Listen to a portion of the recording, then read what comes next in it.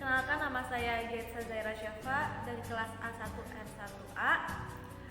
Saya di sini akan mempresentasikan soal UAS mata kuliah Pengantar Ilmu Ekonomi Mikro.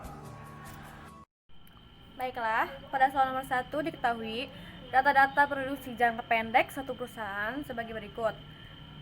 Jadi di situ terdapat pada tabel 1.1 bahwa di mana tenaga kerja produksi total dan modal itu telah ditentukan.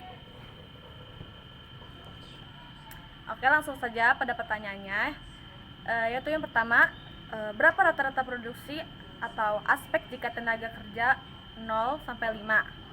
APL itu dengan cara TP dibagi L, yaitu 0 bagi 0 sama dengan 0, 10 bagi 1 sama dengan 0, 30 bagi 2 sama dengan 15, 60 dibagi 3 sama dengan 20, 80 dibagi 4 sama dengan 20, dan 95 dibagi 5 sama dengan 19.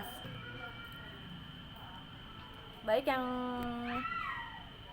yang kedua yaitu berapa produksi marginal atau MP ketika tenaga kerja 0 sampai 5.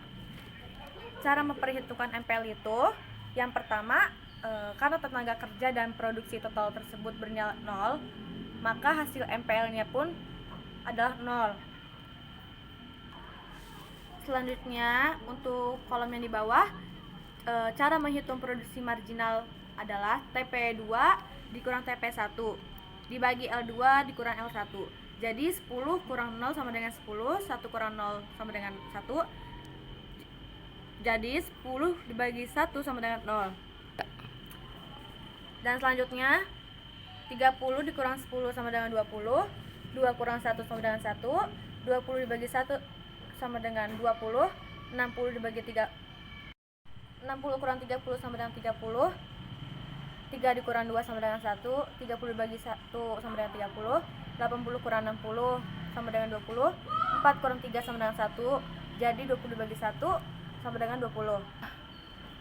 95 dikurang 80 sama dengan 15, 5 kurang 4 sama dengan 1, jadi 15 dibagi 1 sama dengan 15. Selanjutnya pertanyaan yang bagian C, berapa elastisitas ketika tenaga kerja 0 sampai 5? Cara menentukan elastisitas adalah MPL dibagi APL, yaitu 10 dibagi 10 sama dengan 1, 20 dibagi 15 sama dengan 1,33, 30 dibagi 20 sama dengan 1,5, 20 dibagi 20 sama dengan 1, dan 15 dibagi 19 sama dengan 0,79. Untuk soal yang kedua, pertanyaannya, praktik pasar persaingan sempurna sangat jarang jumpai di dunia nyata. Jelaskan secara rinci ciri-ciri yang membentuk pasar persaingan sempurna sehingga bentuk pasar ini sangat jarang kita jumpai. Jawabannya yaitu tidak terdapat persaingan dalam praktik pasar persaingan sempurna. Ciri-cirinya yaitu ada 4. Pertama, terdapat banyak produsen yang menjual barang yang sama. Maksudnya, penjual hanya memasok satu jenis barang yang sama atau homogen. Yang kedua, informasi yang sempurna tentang harga bagi konsumen dan produsen. Maksudnya, para pelaku ekonomi memiliki kemampuan yang sempurna tentang kondisi pasar atau harga, baik sekarang maupun yang akan datang.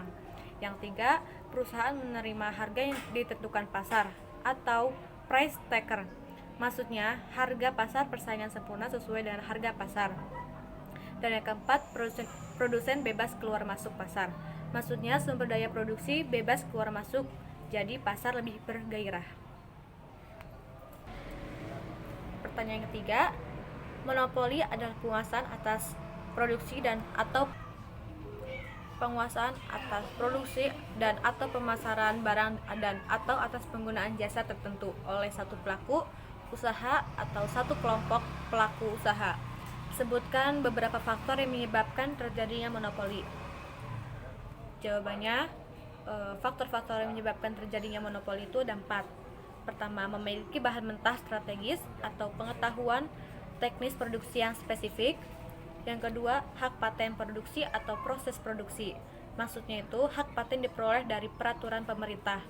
Yang ketiga, terdapat skala ekonomis. Maksudnya, skala ekonomis membuat kesulitan bagi produsen baru untuk masuk ke industri yang dikuasai monopolis. Dan yang terakhir, pemberian hak monopolis oleh pemerintah melalui peraturan pemerintah. Pertanyaan nomor 4. Pasar oligopoli adalah suatu struktur pasar yang mempunyai tipe pasar yang berada di antara pasar persaingan sempurna dan pasar monopoli. Jelaskan karakteristik pasar persaingan sempurna dan pasar monopoli yang sama dengan karakteristik pasar oligopoli. Jawabannya, karakteristik pasar persaingan sempurna dan pasar monopoli yang sama dengan karakteristik pasar oligopoli adalah ada dua. Yang pertama, di pasar hanya sedikit penjual, dan kedua, terdapat halangan bagi perusahaan yang masuk. Akan tetapi, hanya perusahaan yang memiliki skala ekonomis yang besar saja. Sekian presentasi dari saya soal UAS Pengantar Ilmu Ekonomi Mikro. Wassalamualaikum warahmatullahi wabarakatuh.